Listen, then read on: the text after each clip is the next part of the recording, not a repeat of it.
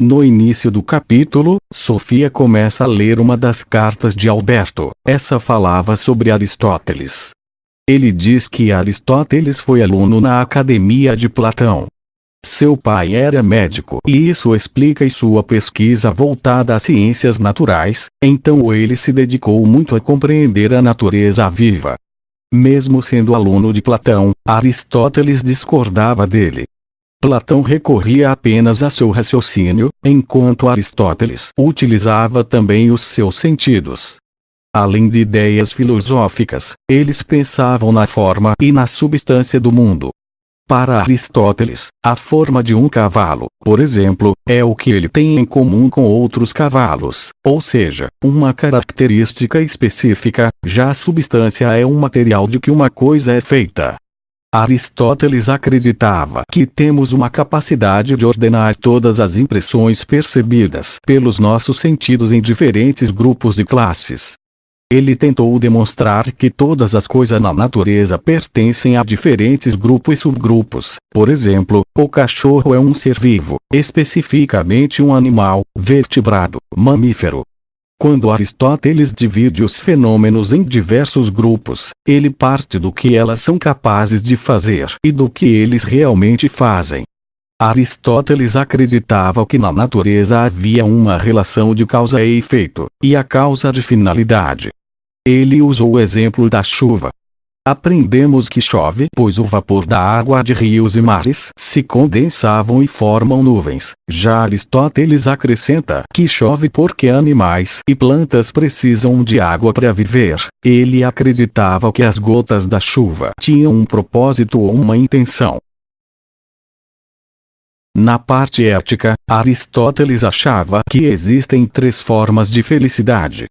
Primeira é ter uma vida satisfeita, a segunda é ser livre e responsável, e a terceira é ser pesquisador e filósofo. Além disso, ele acredita que somente através da moderação e do equilíbrio podemos ser felizes e harmônicos. Na política, ele dizia que a família e a sociedade suprem nossas necessidades básicas. Mas a forma mais elevada do convívio humano é alcançada pelo Estado. Ele também acreditava que existe 3 formas de governo boas: a monarquia, a aristocracia e a democracia. Já sua visão feminina não era tão favorável, ele já chegou a afirmar que as mulheres seriam homens incompletos. Ele até disse que na reprodução os homens entram com a forma e as mulheres entram com a substância. E Alberto terminou a carta por aí.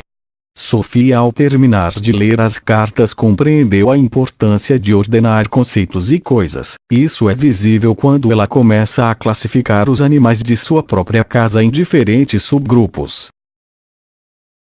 Aristóteles deixou ensinamentos que são usados por algumas pessoas até os dias atuais. Influenciou alguns alunos, como Aristóxenes, de Cearco, Eudemo de Rhodes e outros. Além disso, teve sua pequena parcela de culpa no machismo atual. Ao iniciar o capítulo, Sofia vai até a caixa de correio à procura de uma carta, mas ela encontra um cartão postal destinado a Hilde Moller Knagmas, com a abreviação A/C, que significa aos cuidados de Sofia Munden. Esse cartão postal está datado no dia do aniversário de Sofia, 15 de junho de 1990. No cartão, o pai de Hilde, Albert Knag, um oficial militar no Líbano a serviço da ONU, está lhe desejando parabéns pelo seu 15º aniversário, e diz que deixou o cartão aos cuidados de Sofia porque sabia que iria entregar a Hilde. O fato misterioso é que Sofia não sabe quem é Hilde e por que está recebendo esses cartões. Além disso, Sofia se perguntava: se o pai de Hilde estava no Líbano, como ele sabia seu endereço? E havia mais: Sofia e Hilde tinham nascido no mesmo dia, logo tinham a mesma idade, e também tinha pais que viajavam pelo mundo. Depois de tantas perguntas, Sofia foi para a escola para fazer uma prova de religião, para a qual não tinha estudado.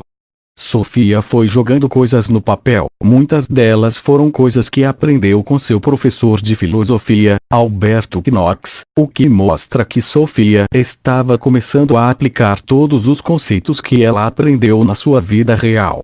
Depois do último intervalo, o professor de Sofia chamou-a para conversar sobre sua prova.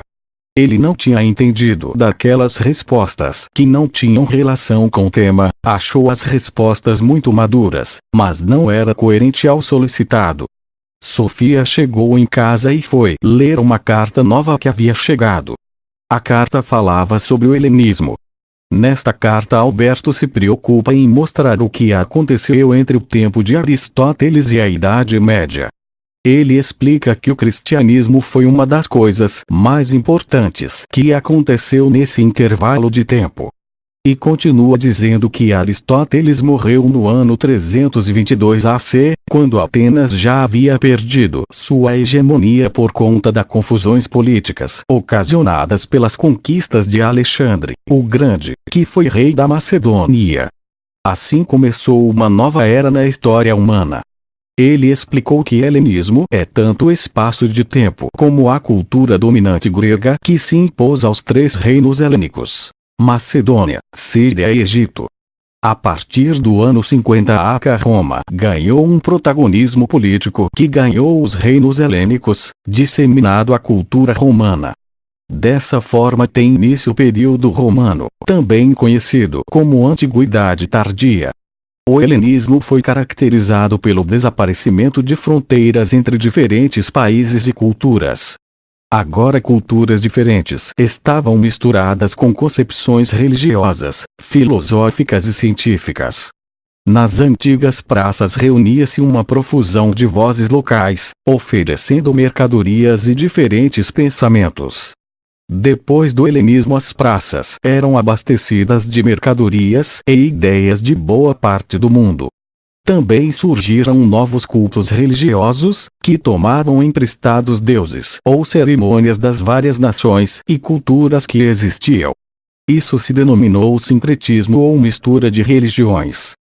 Antes as pessoas pertenciam a povos e cidades-estados, mas com essa evolução fronteiras e linhas começaram a deixar de existir, o que levou algumas pessoas se questionarem sua visão do mundo. Assim a Antiguidade Tardia foi marcada por muitas incertezas, dissoluções e pessimismo.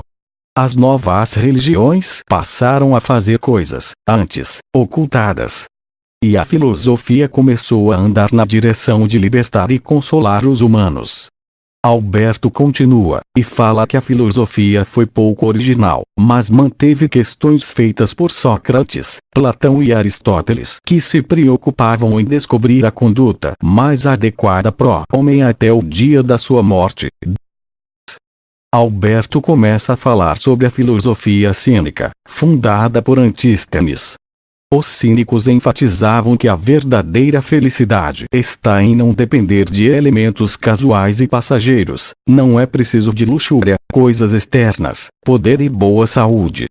Eles diziam que não é preciso se preocupar com a própria saúde, nem com o sofrimento e a morte, muito menos com o sofrimento alheio. O cínico mais conhecido foi Diógenes, discípulo de Antístenes. Por isso o termo cínico é usado para caracterizar aquele que demonstra insensibilidade e ignorância para com os sentimentos do outro. Outro grupo que surgiu nesse período foram os estoicos, o qual fundador foi Zenão. Ele costumava se reunir debaixo de uma pérgola, daí surgiu o nome estoico, que vem de stoa, que significa pérgola ou pórtico. Os estoicos diziam que todos os homens compartilhavam um pedaço de razão universal, cada indivíduo era como uma miniatura do mundo. O que levou à ideia do direito natural, que valia para todos os homens.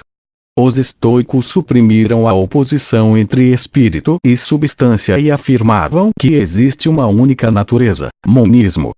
Além disso, eles prezavam a sociedade e se interessavam por política e com isso contribuíram para disseminar a cultura e a filosofia grega em Roma. Os estoicos também enfatizaram que todos os processos naturais, como a doença e a morte, seguem regras inquebráveis, ou seja, um destino. Alberto continua falando sobre os diversos grupos filosóficos, agora ele fala sobre os epicuristas. Epicuro fundou esse grupo unindo a ética do prazer com a teoria atomista de Demócrito. Epicuro reforçava que temos que manter equilíbrio em prazeres, para não sofrermos os efeitos colaterais. Ele também dizia que devemos comparar os resultados de uma visão de curto prazo com as possibilidades de desfrutar melhor de um prazer. Além dos prazeres, para se ter uma vida boa é preciso perder o medo da morte e viver o agora. Eles não se interessavam em política, muito menos pela vida social. E essas ideias eram tão bem aceitas que eles comparavam o trabalho de um filósofo a de um médico. Falando de neoplatonismo, o neoplatonista mais importante foi Plotino, que trouxe para Roma uma doutrina de salvação que viria se tornar uma séria concorrente do cristianismo. Plotino via o mundo como oscilado entre dois polos. Numa extremidade estava a luz divina. Na outra extremidade estavam trevas absolutas. Mas Plotino achava que essas trevas não tinham uma existência concreta.